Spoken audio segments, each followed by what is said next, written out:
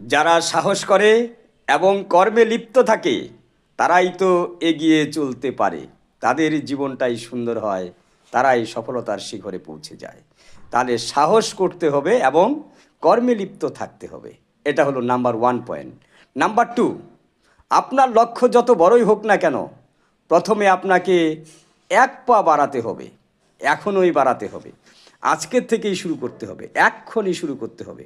আমি কোথায় পৌঁছাতে চাই, আমার লক্ষ্য কোথায়, আমার লক্ষ্য স্থির করতে গেলে আমার কিছু ত্যাগ স্বীকার করতে হবে যে আমি এখানে পৌঁছাবো।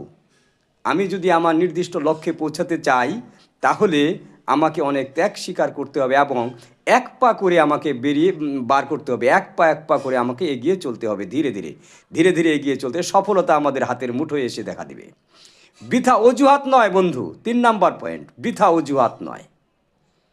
আপনার সর্বোচ্চ ক্ষমতা প্রদর্শন করুন এবং বাকিটা ভবিষ্যতের কাজে সঁপে দিন।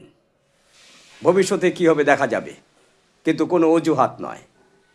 নাম্বার 4, নিজেকে নিজের মতো করেই গ্রহণ করতে হবে। অন্য কোনো ব্যক্তির কার্বন কপি নয়। আমি আমার মতো কাজ করব, কাজ করে এগিয়ে যাব। আমি পিছনের দিকে তাকাবো না। এবছর যা ইনকাম আছে সামনের বছর কমসে কম তার থেকে 5 থেকে 20% বৃদ্ধি করতেই হবে। মানসিকতা খুব সুন্দর রাখতে হবে, শরীর সুস্থ রাখতে হবে, কর্মে লিপ্ত থেকে এগিয়ে যেতে হবে। সফলতার শীর্ষে আমি পৌঁছাবো আমার সফলতার, অন্যের নয়, অন্যেরটার কার্বন কপি নয়।